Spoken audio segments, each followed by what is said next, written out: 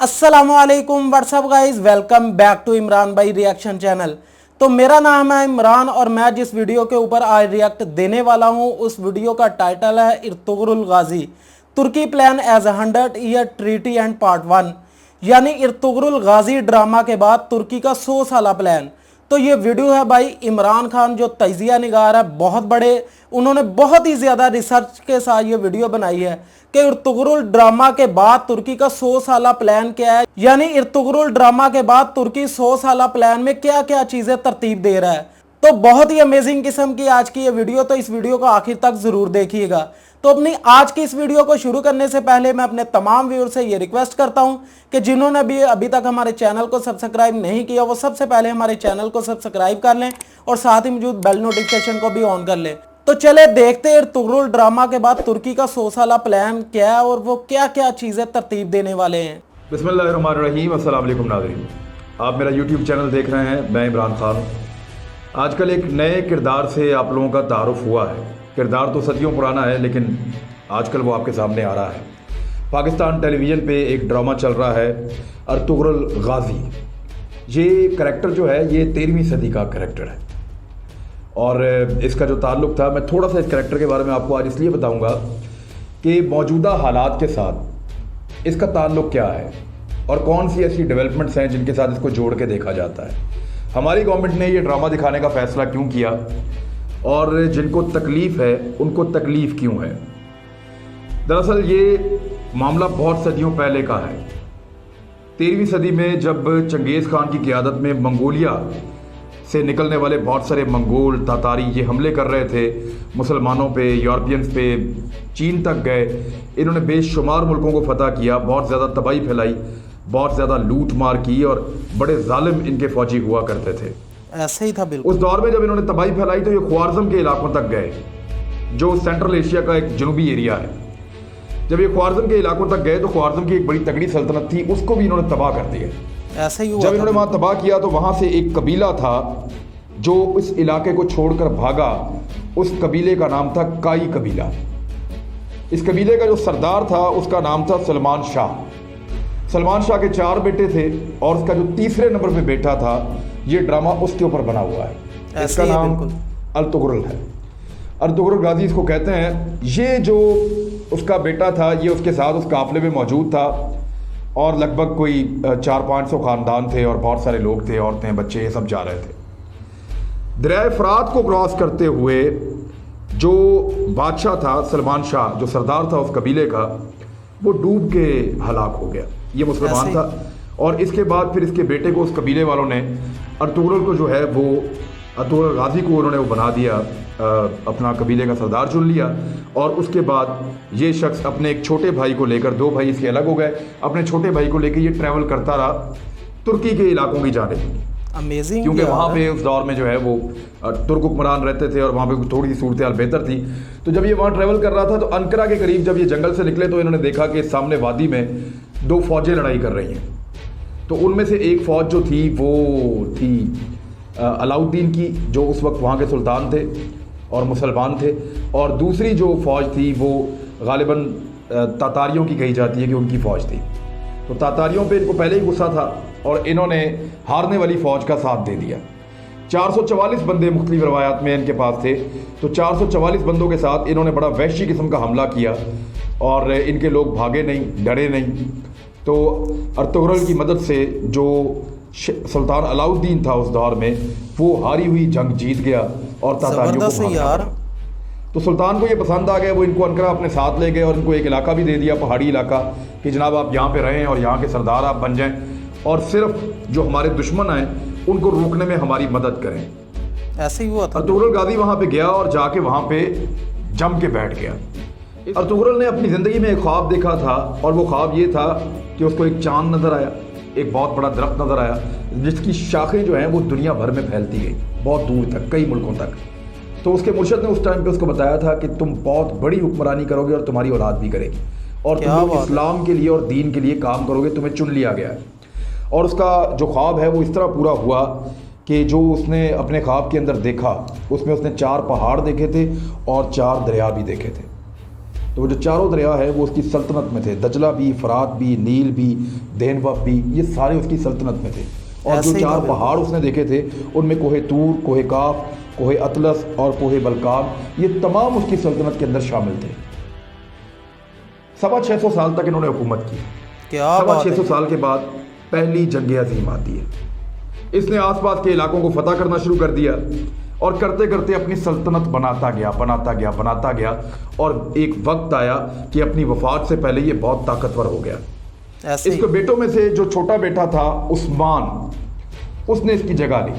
वो बड़ा पक्का और सच्चा मुसलमान था और बड़ा आदिल आदमी था। उस शख्स ने फैसला किया कि वो खिलाफत को जिंदा करेगा। उसने इतनी ज़्यादा रियासत फतह की, इतने ज़्यादा इलाके फतह किए कि 3 बड़े आज़मों तक इनकी हुकूमत फैल गई।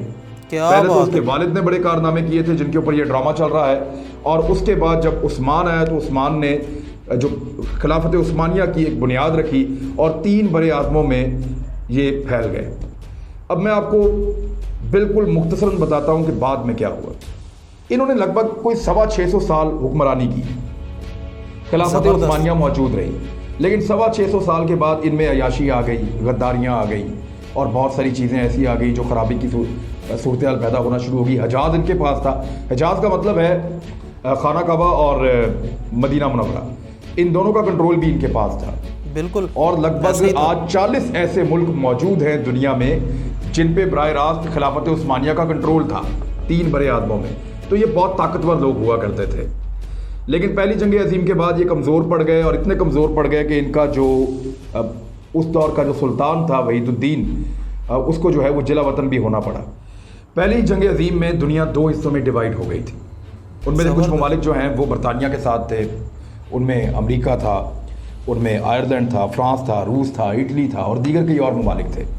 यहाँ से सल्तनत उस्मानिया का ज़वाल शुरू हो रहा है। कुछ आसपास के जो है वो साथ दे रहे थे उस दौर में तुर्कों का, और वो अपनी खिलाफत बचाने के लिए जोर लगा रहे थे।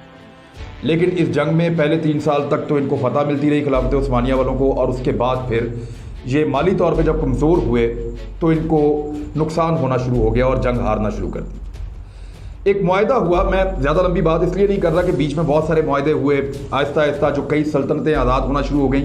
40 ऐसे ममालिक हैं जो खिलाफत उस्मानिया के दौर में जितना बड़ा इलाका उनके कंट्रोल में था उसमें से निकला तो 3 बड़े आज़मों में 40 ममालिक निकल आए जो आज़ाद हो गए। अब उसके अंदर सऊदी अरब भी है, उसके अंदर बहुत सारे इराक भी है, उसके अंदर शाम भी है, उसके अंदर मिस्र भी है, बेशुमार और ममालिक हैं जो उसके अंदर से निकले।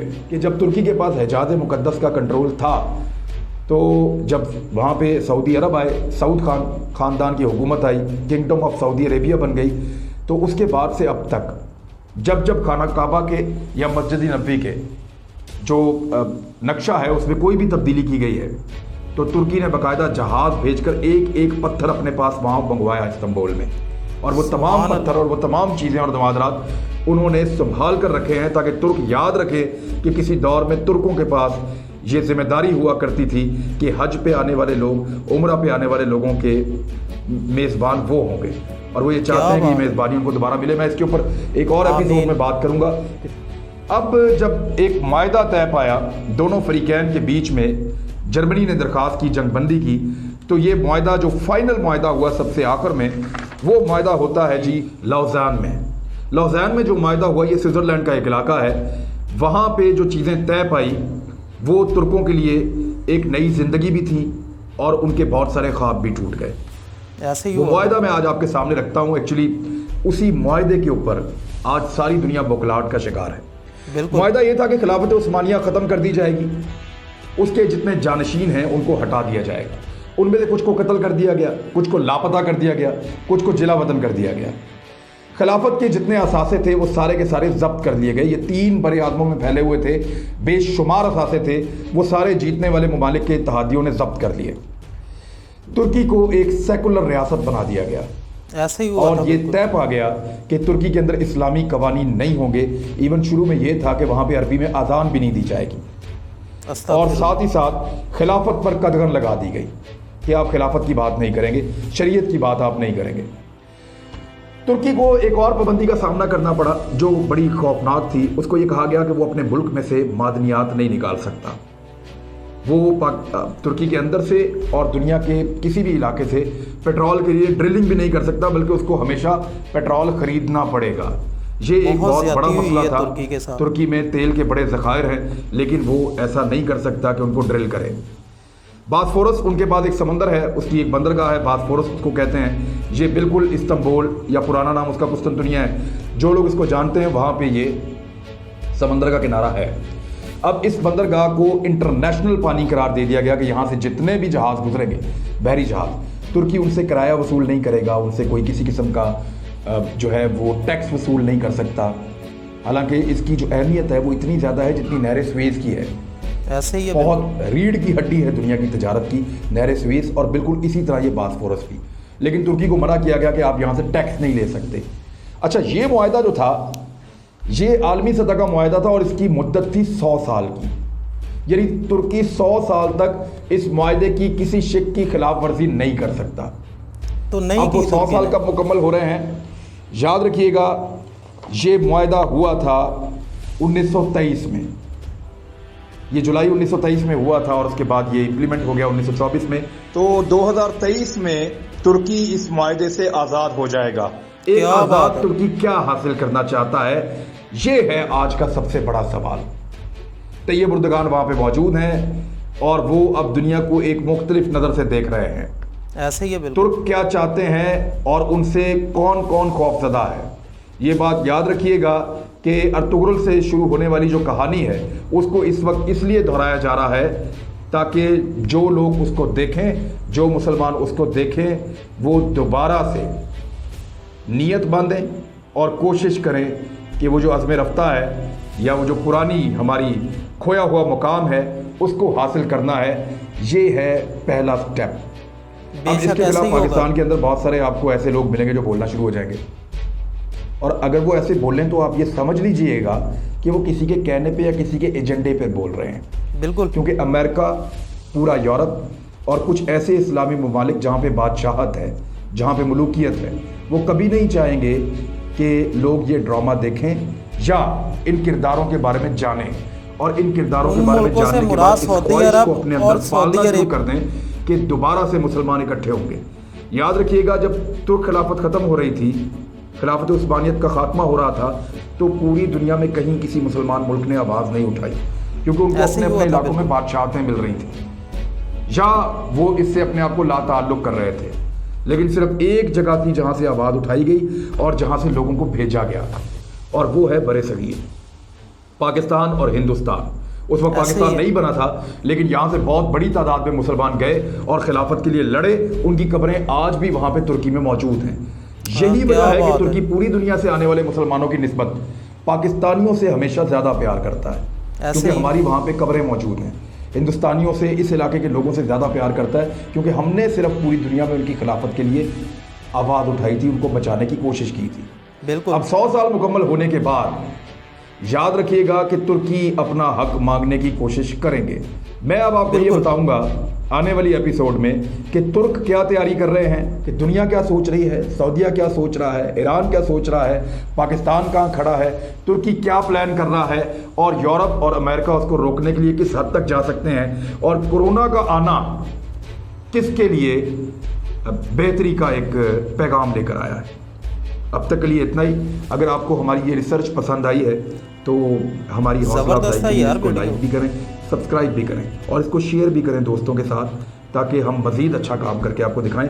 मैं अगली एपिसोड में आपको बताऊंगा बहुत अच्छी एक्चुअली आने वाले वक्त में क्या होने वाला है। जी तो फ्रेंड्स, आपने ये वीडियो देखी तो उम्मीद करता हूँ कि आपको बहुत ज़्यादा मालूमात मिली होंगी इस वीडियो से। तो भाई इमरान खान जो बहुत बड़े तजिया नगार, बहुत ज़्यादा रिसर्च के साथ उन्होंने ये वीडियो बनाई है।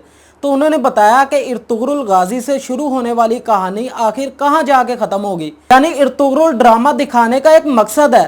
तुर्की ये चाहता है कि उनके इस्लाफ की जो सिफात थी वो लोगों के अंदर दोबारा उजागर हों, वो अपना हक हासिल करने के लिए दोबारा से तैयार हों।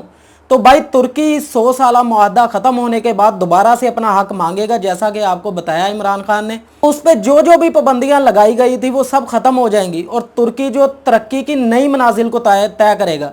तो इस वीडियो में सबसे पहले बताया गया कि इर्तुगरुल गाजी की इब्तदाई ज़िंदगी कितनी जद्दोजहद से भरी हुई है कि जब आपके कबीले के ऊपर मंगोलों का हमला होता है, आप हिजरत करते हैं, एक नए मुकाम के ऊपर जाते हैं, वहाँ से अपनी फतूहात का आगाज़ करते हैं, फिर सल्तनत की तरफ जाते हैं, फिर सल्तनत के लिए बहुत सारे मुल्क, बहुत सारे इलाके फ़तह करते हैं, फिर आपकी बागडोर जो आपका बेटा उस्मान है वो संभालता है, वो इन फतूहात को जारी रखता है। आप 625 साल हुकूमत करते हैं।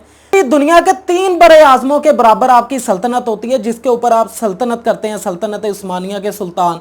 तो उसके बाद पहली जंग अजीम के बाद आपका जवाल शुरू होता है। तो उसके बाद बहुत तफसील के साथ रोशनी डाली कि तुर्की का क्या प्लान है इस 100 साला मुआहदा ख़त्म होने के बाद। अगर आप इसी तरह की मालूमाती वीडियोस मज़ीद देखना चाहते हैं और इसके ऊपर रिएक्शन देखना चाहते हैं तो हमारे चैनल को सब्सक्राइब कर लें, और आपको आज की ये वीडियो कैसी लगी कमेंट बॉक्स के अंदर अपनी राय का इजहार ज़रूर करें। तो बहुत जल्द एक और अमेजिंग किस्म की रिएक्शन वीडियो आपकी खिदमत में लेकर हाजिर होंगे। तब तक मुझे इजाज़त दीजिए। अल्लाह हाफिज़।